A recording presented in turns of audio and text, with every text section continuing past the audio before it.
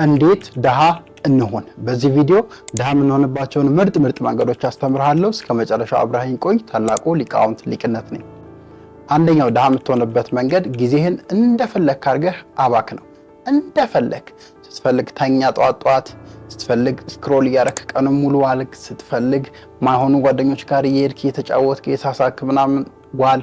በቃ አይመለከተኝም፣ ግን ጊዜህን አባከን። በቃ በጣም ጊዜህን ካባከንክ እንደፈለከው ድሃ መሆን ትችላለህ። እንደፈለከው በድህነት ውስጥ መዋኘት ትችላለህ።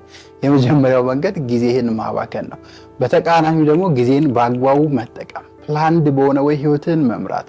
ነገ የምታደርገውን አላማ አስቀምጠ፣ ዛሬ የምትሰራውን፣ ከወር በኋላ የምታደርገውን፣ የት እንደምትደርስ፣ በህይወት ምን እንደምትፈልግ አስቀምጠ ደግሞ የምትኖር ከሆነ ሀብታም ባለጸጋ ህልምን በስትክክል ኖረህና ስኬታማ ሆነ ታልፋለህ። ድሃ መሆን የምትፈልጉ ጊዜያችሁን እንደልባችሁ አባክኑ። ስክሮል ያደርጋችሁ አሉ፣ ከጓደኛችሁ ጋር ፈታ በሉ፣ የሆነ ቦታ ብቻ የፈለጋችሁት ነገር አድርጎ ጊዜያችሁን ካባከናችሁ ድሃ ትሆናላችሁ።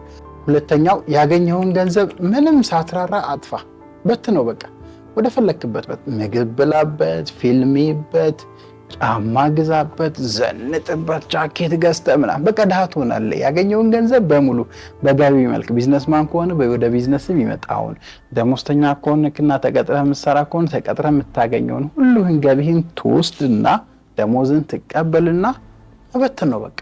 ለዚህም ለሚረባውም ለማይረባውም ስለ ነገ እንዳታስብ። ነገ ምን ሆናለሁ ገንዘብ ምናምን አትበል። በቃ እንደፈለክ ገንዘብን ከበተንክ እርግጠኝነት ድሃ ትሆናለህ። ምንም ጥያቄ አይደለም። በተቃራኒው ደግሞ ሀብታም ባለጸጋ መሆን የምትፈልግ ከሆነ ገንዘብን በጥንቃቄ ያዝ። እንደ ደምህ እንደ እስትንፋስ የት እንደምትወጣ እቺ 74 ሳንቲም ምን እንደምታረግባት፣ ነገ የምትፈልገውን ህይወት ትሰጣለች ወይ? ያቺ 10 ብር፣ ያቺ 100 ብር፣ ያቺ 1000 ብር። በጣም ገንዘብ ላይ ጠንቃቃው።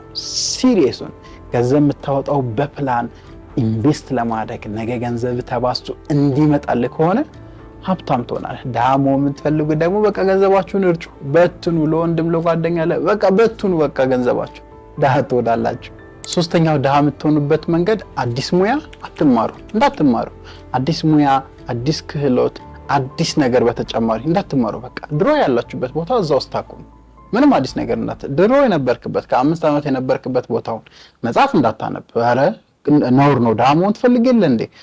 አሪፍ ሞቲቬሽናል ምናምን ኢንስፓይሬሽናል እንደዚህ አይነት ቪዲዮ እንዳታይ እንዴ? ድሃ አይደል እንዴ መሆን የምትፈልገው?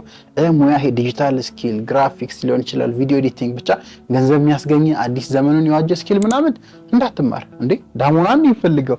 እንደዛ ካደረክ በእርግጠኝነት ድሃ ትሆናለህ። በተቃራኒው ደግሞ ሁሌ ራስን የምታሳድግ ከሆነ፣ ሁሌ በሙያ ከፍ የምትል ከሆነ፣ ሁሌ በክህሎት ከፍ የምትል ክህሎትን በራስ መተማመን ጀምሮ፣ ኮሚኒኬሽን ስኪል ጀምሮ፣ ከገንዘብ አያያዝ ስኪል ጀምሮ ኤኒቲንግ አዲስ ነገር ለመማር ዝግጁ የምትሆን፣ መጽሐፍ የምታነብ፣ ፖድካስት አስተማሪ ፖድካስቶችን መጥነህ የምትከታተል ሰው ከሆንክ ደግሞ ሀብታም ትሆናለህ።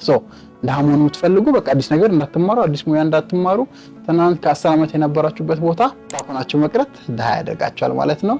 ይመቻችሁ። አራተኛ ላይ ድሃ ለመሆን ማድረግ ያለብህ ሁሌ ኮምፕሌን አድርግ፣ አማር። በቃ በህይወትህ አንተ ተጠያቂ አይደለም ለውጤት፣ ላለህ ገቢ፣ ላለህ ጓደኝነት፣ ለደረስክበት ቦታ አንተ አይመለከትም። መሪው ነው፣ ፖለቲካው ነው፣ እንትና ነው፣ ኤክስ ነች፣ ሚስቴ ነች እያልክ ሰበብ ኮምፕሌን የደረደርክ መኖር ነው በቃ። ድህነት አንድ ይወትፈልገው ምንም ኃላፊነት መውሰድ አይጠበቅብህ። እንዴ አንተ ምን አረክ? እንዴ ደሞዝ ትንሽ ነው፣ አንተ ምን አረክ? ታዲያ ቢዝነስ የለህም፣ አንተ ምን አረክ? ያንተ ችግር አይደለም፣ የሌላ ሰው ችግር ነው። ድሃ መሆን የምትፈልገው በቃ ኮምፕሌን አድርግ፣ አማር። በዚህ ወይ በቀላሉ ድሃ መሆን ትችላለህ።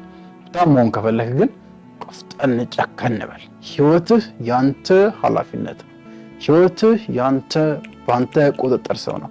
አይኖ ውጫዊ ነገሮች ይጎዳዋል፣ ውጫዊ ነገሮች ያስቀይመዋል፣ የማይመቹ ነገሮች አሉ። ኢትዮጵያ ውስጥ ነን፣ ምስቅልቅል የወጣ ሀገር ውስጥ ነው ያለው። አዎ ይገባሃል። ግን ስቲል ያንተ ኃላፊነት አለብህ። ህይወትን ለመቀየር፣ በገንዘብ ለማደግ፣ አዲስ ነገር ለመፍጠር፣ ሀብት ለማካበት፣ ቢዝነስ ለመጀመር የአንተ ኃላፊነት ነው፣ የአንተ ሪስፖንሲቢሊቲ ነው። ሀብታም መሆን የምትፈልገው ድሃ መሆን የምትፈልግ ከሆነ በቃ ኮምፕሌን አድርግ፣ አማር። የእንትና ምክንያት ነው፣ እንትና እንዲህ ስላደረገችኝ ነው እያልክ ህይወትን መቀጠል ትችላለህ።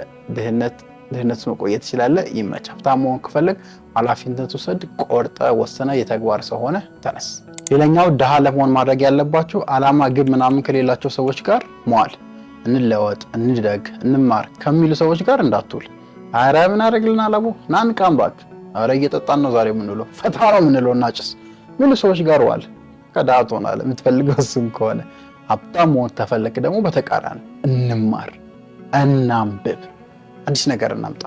10 ሺህ ብር አጋጭተን ፋስት ፉድ ቤት እንክፈት የሚሉ 5 ጓደኞች ይኖር። ሲሆንስ ነገር አድርገን የሆነ አዲስ ነገር እንጀምር፣ ቢዝነስ እንጀምር፣ ዩቲዩብ ቻናል ለምን ፖድካስት አንጀምርም በእናት የሚሉ ጓደኞች ጋር ከሆንክ በእርግጠኝነት በሂደት ትቀይራለህ፣ ትለወጣለህ፣ ሀብታም ትሆናለህ።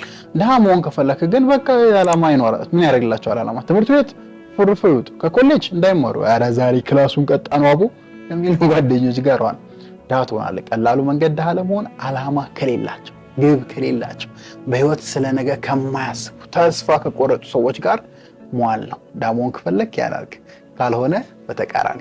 ሌላኛው ድሃ መሆን የምትፈልጉ ሰዎች ሁሌ እጀምራለሁ በሉ እንጂ እንዳትጀምሩ። እረፉ። ነገ ጀምራለሁ፣ ከሚቀጥለው ዓመት ጀምራለሁ፣ አይ ከሳምንት በኋላ ጀምራለሁ፣ ማታ አደርገዋለሁ እያላችሁ ኑሩ። በቃ በምንም ተአምር አክሽን እንዳትወስዱ፣ የተግባር ሰው እንዳትሆኑ።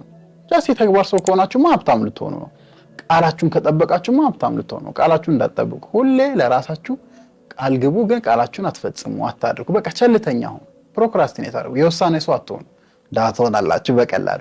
ሀብታም መሆን ከፈለጋችሁ ግን የውሳኔ ሰው ሁኑ። አደርጓለሁ ካልክ ማድረግ ነው። እሰራለሁ ካልክ መስራት፣ ጠዋት እነሳለሁ ካልክ መነሳት፣ እቆጥባለሁ ገንዘብ ካልክ መቆጠብ፣ ቢዝነስ ጀምራለሁ ካልክ መጀመር። ቃልን የምትጠብቅ፣ ለቃልህ ታማኝ፣ የምትለው የምታደርግ። if you walk what you talk brother welcome to my club ሊቅነት። ካልሆነ ድሃ መሆን ፈልግ ከሆነ ቃልን እንዳትጠብቅ፣ ቸልተኛ ሁን። ነገ ጀምራለሁ፣ ከሳምንት በኋላ፣ ከወር፣ ከዓመት እያልክ ህይወትን መፍጀትና ድህነት ውስጥ መኖር ትችላለህ። ካልፈለክ ወደኛ ክለብ ለመምጣት ግን የውሳኔ የቆራጥ ዲሲፕሊን እንዲሆንክ ሰው ሁን። የመጨረሻው ድሃ መሆን የምትፈልጉ ሰዎች ማድረግ ያለባችሁ ነገር ቶሎ ተስፋ ቆረጡ። አዲስ ነገር ጀምሩ፣ 20-30 ነገር ጀምሩ። አንዱንም አታሳኩት። እየቆረጣችሁ ተስፋ ተውት። በቃ እስከ ጥግ አትሂዱ፣ መሀል ላይ አቋርጡ። መጀመር ኖርማል ሊሆንላችሁ ይችላል፣ ግን በቃ ተስፋ እየቆረጣችሁ ከመሀል ማቋረጥ ነው። ድሃ መሆን ከፈለጋችሁ ከፈለክ ማለት ነው። ሀብታም መሆን ከሆነ ደግሞ የምትፈልገው ሰማይ ከፍ ምድር ዝቅ ቢል እንዳታቆም። ሊቃውንት ነኝ። ይህ የሊቅነት የጽናት አባባል ነው። ሰማይ ከፍ ምድር ዝቅ ቢል እንዳታቆም። ከህልም ከዓላማ ማሳካት ከምትፈልገው ማግኘት ከምትፈልገው ገንዘብ እንዳታቆም። ህይወቱ ያልፋል እንጂ ወደኋላ አንተ አትመለስም። ሀብታም መሆን ከፈለክ። ድሃ መሆን ከፈለጋችሁ ግን ተስፋ ቆረጡ። በቃ ቶሎ ጀምሩ፣ ተውት፣ ሰነፉ። በቃ በዛ መንገድ ህይወታችሁን ከመራችሁ ድሃ ትሆናላችሁ። ለሁለታችሁም ድሃ ለመሆን ለምትፈልጉም ሀብታም ለመሆን ለምትፈልጉም ቆንጆ ሀሳቦች ሰጥቻለሁ። ምርጫው የእናንተ ነው። ሊቅነትን ከመረጣችሁ፣ ማደግ፣ መለወጥ፣ ሀብታም ስኬታማ መሆንን ከመረጣችሁ እኔ ያልኳችሁን ተቃራኒዎች አድርጉ። ድሃ መሆን ከፈለጋችሁ ደግሞ ያኛው የድሃዎቹን አድርጉ። ሁለቱም የእናንተ ምርጫና ውሳኔ ነው። ሀሳባችሁን ኮሜንት ላይ አሳውቁኝ። ታላቁ ሊቃውንት ሊቅነት ነበርኩኝ።